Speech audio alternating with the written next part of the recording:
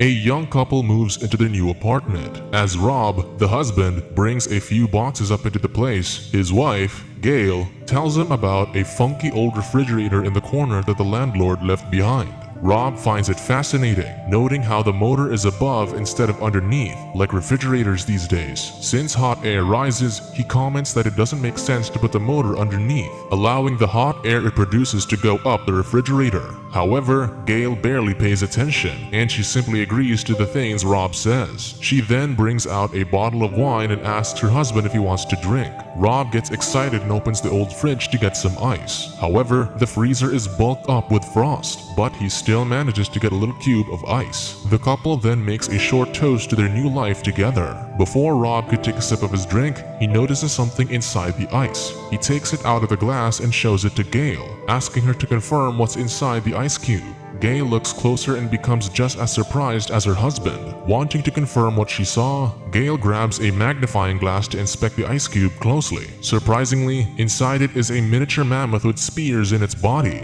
Gail wonders if there are more of these things in the freezer, so she opens it. She quickly takes out the junk inside and gets shocked by what she sees. With this, Rob takes a peek and comments there's a lost civilization in the refrigerator. True enough, the freezer contains a miniature working medieval city. Everything inside moves so fast, with the little people going through their day normally, unaffected by the two giants hovering near their city. In disbelief, Gail claims that what's happening doesn't make sense, and Rob agrees. She then clarifies that they're seeing an early medieval city, when woolly mammoths died out sometime in the late Neolithic period. Rob shrugs it off and simply agrees with his wife to hide his ignorance. Later on, Rob buries the frozen mammoth in a pot of dirt. Rob seems sad about it, so Gail lightens up the mood and says it'll probably make for a good fertilizer. Curiosity takes over, and the two check the freezer again.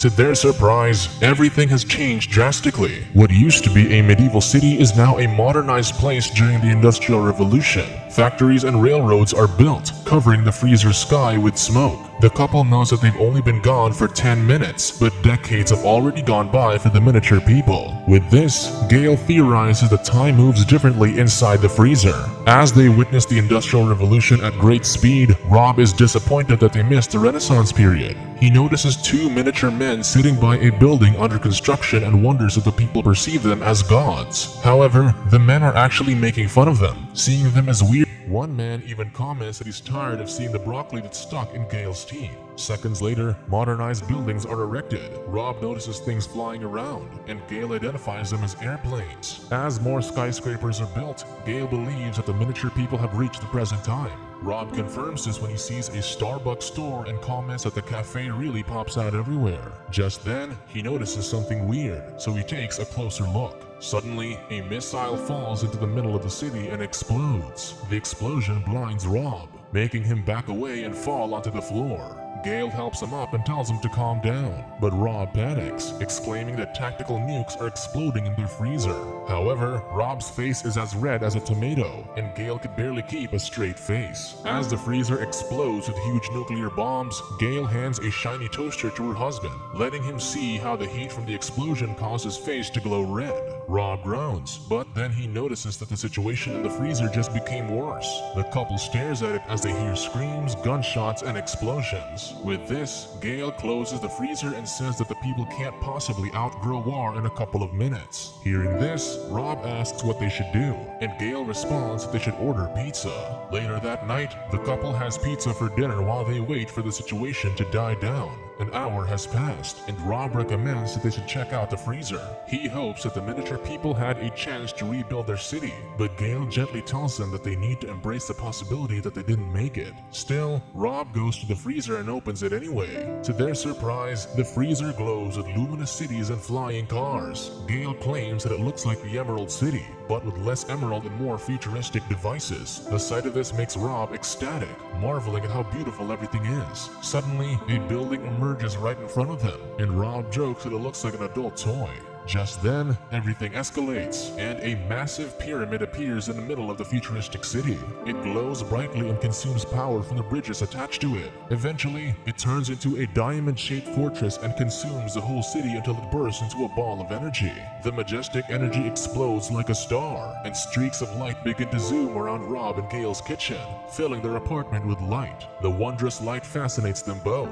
During this period, it seems like the miniature people have figured out the secrets to time and space travel. After this, the streaks of light return to the freezer, gather into a sphere, and disappear. This wipes out the smiles on Rob's and Gail's faces, confused at what they just witnessed. Rob wonders if the miniature people will ever return, but Gail thinks it's unlikely. Because of this, Rob mournfully pulls the refrigerator's plug, as if he's accepting that those tiny people will never return. Knowing that Rob has grown fond of the miniature people, Gail hugs him in comfort. She then closes the freezer, deciding to call it a day. The next day, Rob pours their cups of coffee and hands one to Gail. Without saying a word to each other, both wonder about the miniature civilization in their freezer.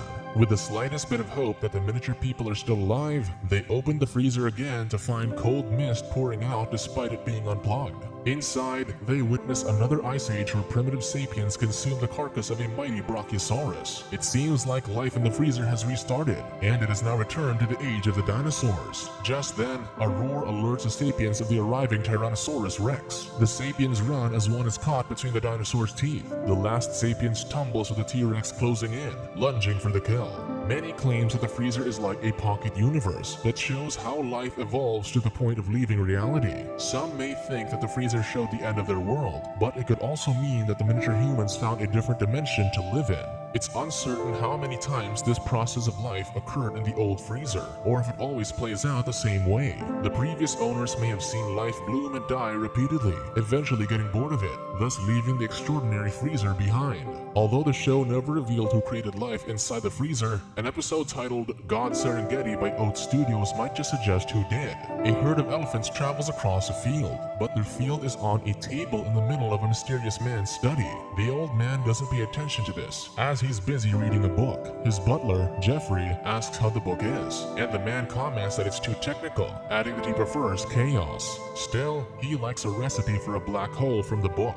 He turns his attention to the little beings in his pocket world and laughs at a miniature man who's rubbing two sticks together. Suddenly, the Homo sapien discovers how to make fire, and the old man is enraged. He complains that he didn't say those people could do such a thing because he's supposed to give fire. Jeffrey notes that the current time period is over 200,000 years before they're supposed to give them fire. Because of this, the old man orders Jeffrey to put the fire out, so the butler blows onto the table, creating the wind that snuffs out the flames. Still, the old man is pissed, so he tells Jeffrey to put them back into their caves. The butler obeys, so he triggers the elephants to stampede towards the humans, forcing them to hide. After it's done, the old man is still annoyed at what just happened, so he plans to shrink the brains of the tiny beings to prevent them from making their own choices. Not long after, the Homo sapiens exit the cave again to perform a rain dance. Jeffrey reminds them that they haven't turned off the drought, so the old man orders him to spray some water on the parched little things. Jeffrey happily obliges and sprays water over the table, causing it to rain on the field. He comments that their god is merciful as the Homo sapiens rejoice. The old man giggles at the sight of their excitement, so he orders his trusty butler to spray more water. As Jeffrey does so, new plants begin to sprout from the little field. Finally, he's had enough of his fun, and the old man tells Jeffrey to release the plague. The butler hesitates, but the old man is adamant about ending this little game. With no choice, Jeffrey opens an antique box and takes a fancy bottle from it. With furrowed brows, Jeffrey sprays this over the Homo sapiens, and one by one, the people collapse as they take their final breaths. The old man simply watches this from over his book before continuing with his reading. This story about creation depicts God as both merciful and unforgiving. While he provides water for the thirsty beings on his table, he also takes their lives in a snap once he's tired of watching them. Both Love, Death, and Robots Ice Age and God Serengeti present their own versions of godlike beings. Rob and Gail watch life grow and die without intervention, but with sympathy for the civilizations they witness. In contrast, the other presents a more involved God who's apathetic to the lives on his table, treating them as entertainment that he can simply turn off.